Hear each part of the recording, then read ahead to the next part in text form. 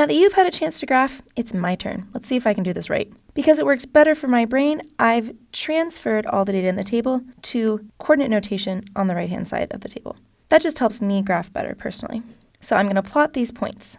We step over 3 in the negative direction on the x-axis and down 14.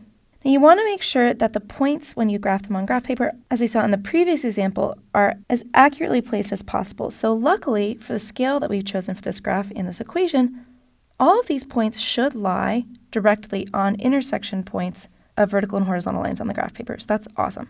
-2, -11. And you can see I just made a mistake again. I forgot that we were counting by 2's in the y direction, and I placed a point at 2, 2 instead of 2, 1. So I've graphed a fair number of graphs in my life, so if you made a mistake doing this, not a big deal at all. We just have to make sure we correct ourselves. And lastly, we have 3, 4. Okay, great.